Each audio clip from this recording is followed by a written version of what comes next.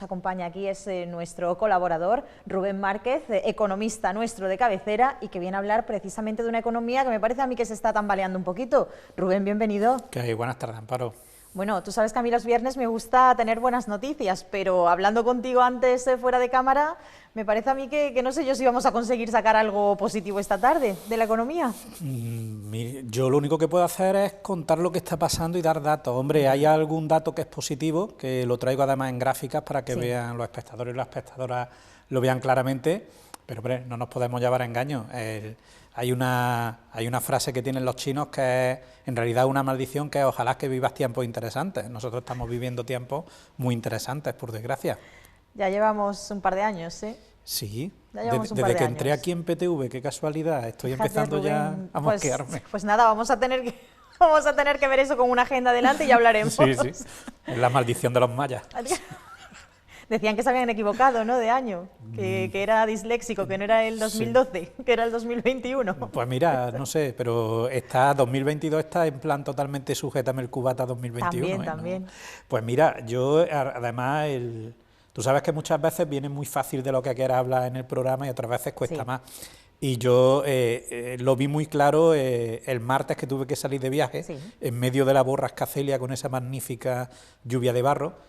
Y me acordé de una cuestión que tú y yo hemos hablado muchas veces aquí en el programa, que es algo muy importante, pero que lo urgente de todo lo que ha pasado en los últimos tiempos nos ha hecho olvidarnos de ello un poco, que es del cambio climático. Efectivamente, qué poquito se habla del cambio climático. Todo el tiempo que llevaba yo sin traer el PIN, ¿te acuerdas? Que me gusta a mí tanto, sí. Hoy lo he recuperado, digo, volvamos. Recordamos cuando hablamos de cambio climático, de lo que hablamos de que se está produciendo unas condiciones, un cambio de condiciones en el clima de la Tierra que nos está llevando a fenómenos climatológicos más extremos. Yo no sé, nuestros amigos y nuestras amigas, yo tengo 47 tacos, yo esto no lo he visto nunca. Es más, que llegue la calima hasta Madrid y zona centro de España, se ha registrado como un fenómeno a nivel histórico. Simplemente pues hacernos ver que tenemos un problema con nuestra economía y con la sostenibilidad de nuestra economía que sigue afectando al día a día de nuestro planeta. Lo que ocurre es que hemos tenido un impasse mental muy fuerte a nivel de civilización, que ha sido la pandemia del COVID, que nos ha hecho la famosa ventana de Overton. Tenemos capacidad solamente para prestar atención a una serie de elementos en un momento determinado. Y, hombre, simplemente pues quería arrancar con esta anécdota, que además traje una foto, le he pasado a los compañeros una foto de mis viajes, en un pueblo en medio de Andalucía, pues que llegas, te está lloviendo barro, ves el pueblo de fondo con la iglesia lloviendo barro, dices, esto es espectacular, vamos, directamente limpia parabrisas tirando barro de un lado para otro. Y yo el coche no lo he lavado todavía, me da miedo, tengo que reconocerlo, y este fin de semana pues nos armaremos de valor. Te va a tocar. Para meterle mano, es un tema complicado. Te va a tocar. ¿Qué sucede? Cuando hablamos de cambio climático también hablamos de transición energética, por ejemplo, que es un tema que se ha hablado mucho, es de esa dependencia que tiene nuestra economía de los combustibles fósiles. En este caso tenemos dos grandes estrellas de las que hemos hablado mucho en estos días, que es la evolución del precio de los combustibles, del petróleo y de la gasolina y del gas natural. Combustible y gasolina porque nos marca en nuestros desplazamientos. Yo esta semana he repostado el coche el día, pues a 1,89 llegó a pagar el diésel esta semana. El 23 de febrero, que tengo el ticket guardado, lo pagué a 1,49. Que se dice pronto. Se dice pronto. Y he traído dos gráficas. Una es, hemos visto cuál es la evolución del precio del barril Brent. El Brent es el petróleo de referencia que se usa en el mercado europeo para determinar el precio de la compra de la materia prima. El precio del Brent está pues prácticamente, ya empezando a meterse por debajo de los 100, 105 dólares el barril, comparado con los 95 que teníamos a principios a mediados de febrero, antes de estallar toda la crisis, por lo cual a nivel de precio de la materia prima los combustibles se están ajustando. De hecho, hoy ya el gasoil lo está viendo en Córdoba, ya hay gasolineras que el gasoil lo tienen a 1,74. Rubén, y la gasolina, yo es que mi coche es de diésel, lo siento, yo no miro la gasolina, no les voy a engañar. También, ¿qué ocurre? Que hay un tema que nos tenemos que plantear, que es que por cómo funciona el mercado del refino y la distribución de combustible, que es un oligopolio, es decir, es un mercado dominado por un conjunto de empresas pequeños que se reparten el mercado y al final ponen las reglas. Se habrán fijado ustedes que hay que ver qué rápido sube la gasolina y el gasoil y luego qué lentito baja.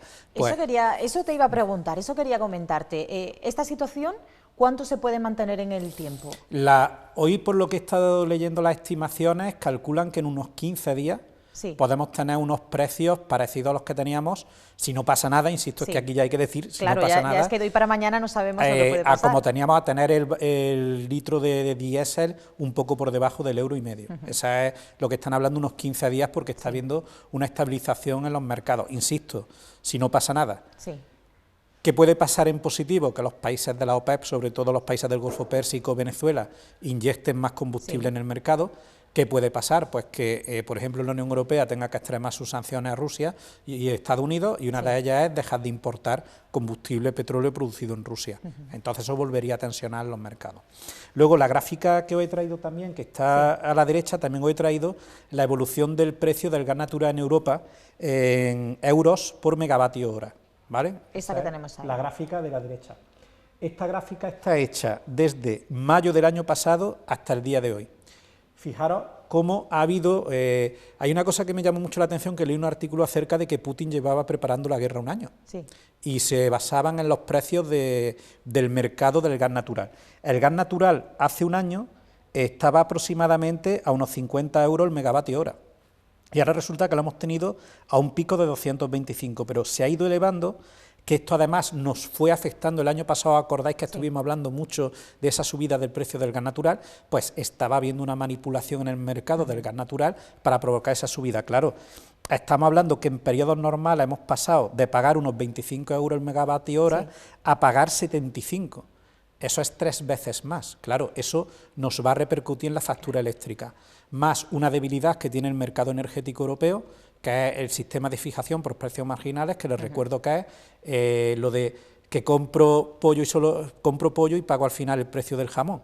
Yo consumo energía hidráulica, consumo energía eólica, consumo energía nuclear, pero al final por lo que pago es como si todo lo estuviera produciendo con gas natural, que por la inestabilidad del mercado ahora es la más cara. Para que se hagan una idea los espectadores, el megavatio hora de energía solar, el coste de producción puede estar en torno a los 10 euros. Aquí estamos hablando de 75 y estamos hablando de que hemos tenido picos de 225. La cotización que saqué ayer, estábamos prácticamente en los 100 euros el megavatio hora y bajando, y se piensa que va a haber una cierta estabilización en el precio del gas, insisto, si no pasa nada de aquí a las próximas semanas. De hecho, hay un elemento muy importante que creo que puede ser una buena noticia.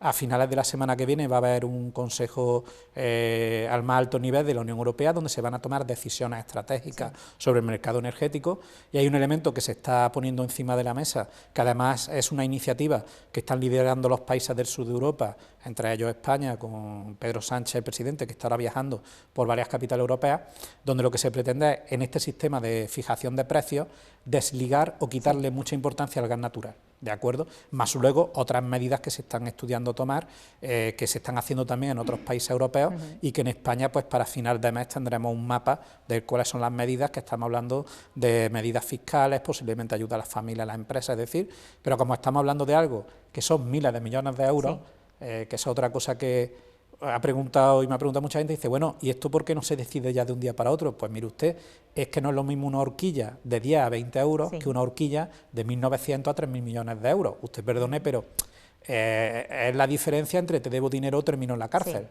Por eso hay ciertas decisiones que hay que medirlas bien y hay que reflexionarlas bien. Esta es una cuestión, pues hombre, creo que son buenas noticias ver esta bajada del Brent y que parece que se estabiliza un poco el mercado del gas natural, y que pueda haber una reducción de precios en un periodo razonable de unos 15 días, un mes, parece que una buena noticia. Además, en los mercados están dando por descontado prácticamente que va a haber pronto una finalización de la guerra en Ucrania. Sabes que el dinero es muy cobarde, y si ellos ya han decidido pues que la suerte está echada, pues tendrán alguna información o algo que le hace pensar que no va a haber mucho más conflicto.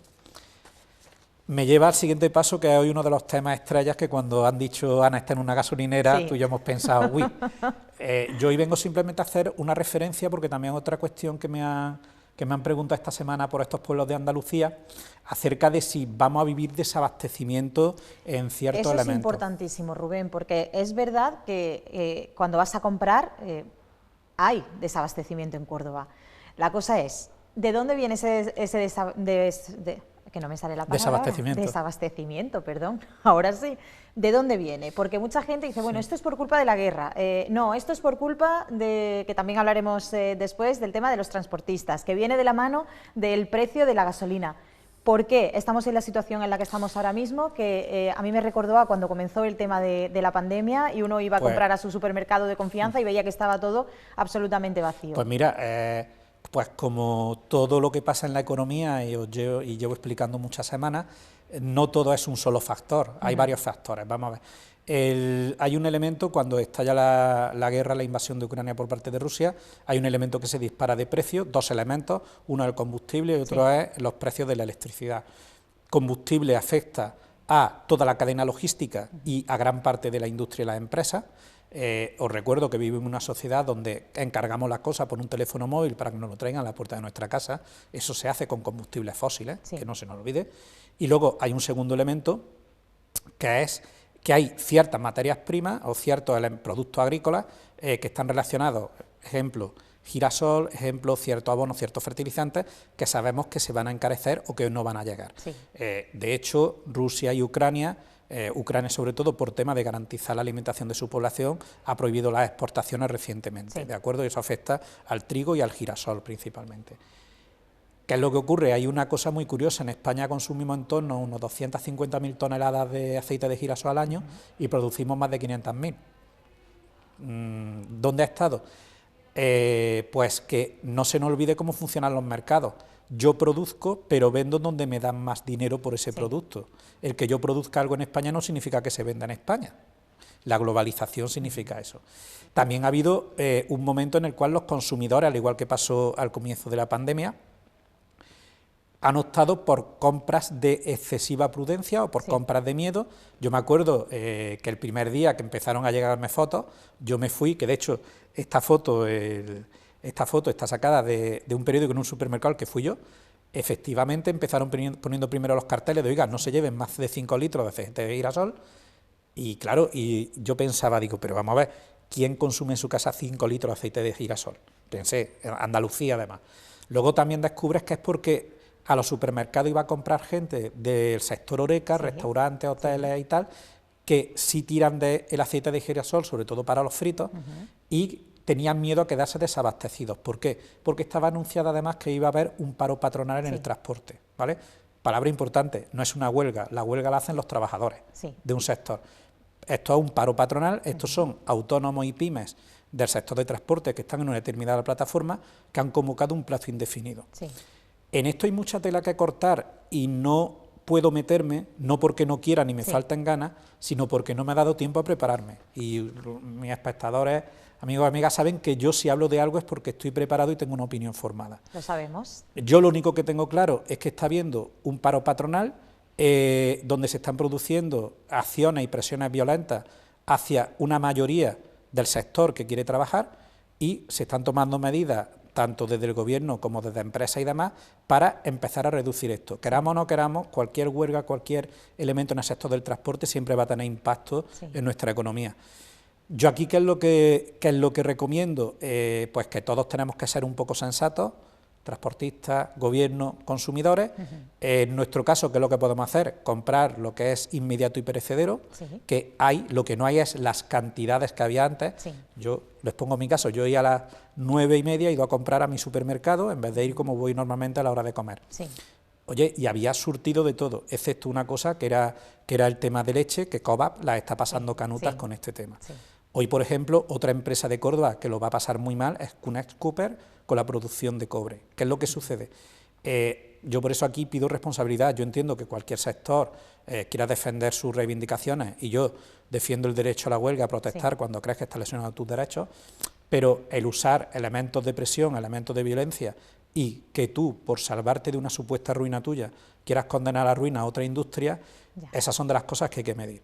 Luego, aparte, hay otra cosa que me llama mucho la atención, que por eso me hubiera gustado poder estudiarme, lo que no he podido es que ayer o anteayer el Congreso de los Diputados convalidó un decreto ley que se aprobó, que se promulgó en Navidades, que en Navidad había convocada otra posible huelga de las asociaciones mayoritarias del sector, que la desconvocaron, que dijeron que con este decreto ley los valía, y ahora esta asociación minoritaria dice que no le vale, que quiere otras cosas.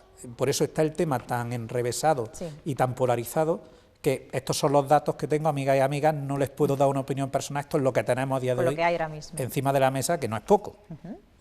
Continuamos. Sí. Pues esta semana, como no teníamos suficiente, que ya vamos bien, hay una cosa que les encanta, que a mí me encanta, que es cuando nuestros políticos hacen una cosa que a mí me gusta mucho, que es, como decía mi abuela, que es boca, ábrete y di lo que quieras.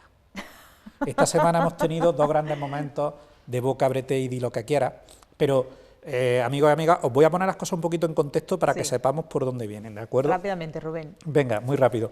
Tenemos el típico debate, y más en estos momentos, hay personas que piensan que cuando hay una crisis la única solución es subir los impuestos, y hay otras personas que cuando tenemos una crisis creen que la única solución es bajar los impuestos. Pues miren ustedes, ni una ni otra. Los impuestos son una más de las herramientas que tiene un gobierno, un Estado, para afrontar una crisis económica.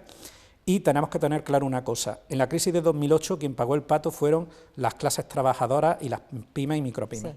En la crisis de 2019, en la crisis por el COVID-19 ha habido un aumento tremendo de la desigualdad en España y un aumento de la pobreza, es decir, otra vez las clases bajas han sufrido más esa crisis. Y voy a leer simplemente una cosa que es Constitución Española, de la que todos hablan, pero muy poquito se leen, artículo 31.1. Todos contribuirán al sostenimiento de los gastos públicos de acuerdo con su capacidad económica mediante un sistema tributario justo, inspirado en los principios de igualdad y progresividad, que en ningún caso tendrá alcance confiscatorio. Para ahora, cuando nuestros políticos empiecen con los debates de subir, bajar impuestos, hombre, si le hacemos caso a la Constitución, salimos muy avanzados, ¿de acuerdo?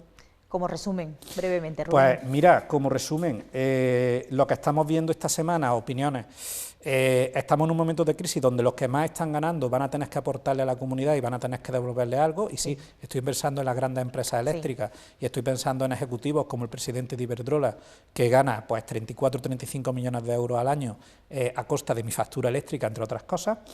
Que hay un problema de funcionamiento en ciertos mercados que hay que arreglar. Hemos visto que tenemos un problema en el funcionamiento del mercado de los precios agrícolas, y ahora estamos viendo que en el mercado logístico también hay un problema porque hay empresas o parte de la cadena logística a la que están intentando obligar a trabajar con pérdidas, y eso no lo podemos consentir. Y mi última reflexión, aparte de que el relato está matando al dato, que es una cosa que estamos viviendo, que aquí nos creemos más lo que nos llega por un pantallazo de un WhatsApp, que lo que ves en la estadística o lo que tú puedas ver en la calle.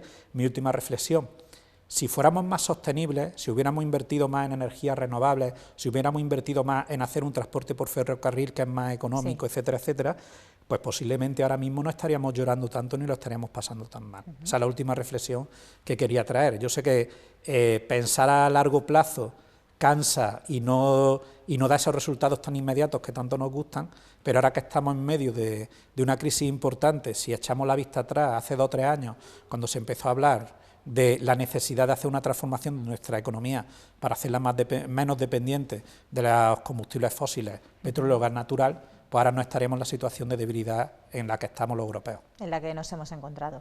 Rubén, nos quedamos con eso. Seguiría charlando contigo muchísimo porque creo que todos los temas que has tratado hoy son tremendamente importantes e interesantes, así que la semana que viene, si te parece, yo te dejo tareas. Si es que el tema de los impuestos creo que ahondemos también en él, que creo que nos interesa absolutamente a todos. Sí, porque además en abril creo que empieza la campaña ya del IRPF, pues podemos hacer un pre-campaña del IRPF como hicimos el año pasado. Perfecto. ¿Vale? Y ya de paso hablo de 2 o 3 bocachanclas que tenemos sueltos por este país para explicar cosas. Sí. Pues si te parece hablamos de eso el viernes que viene, ¿vale? Sí, es que a mí me enfada mucho que gente que no paga impuestos nos intente explicar al resto porque es muy malo pagar impuestos.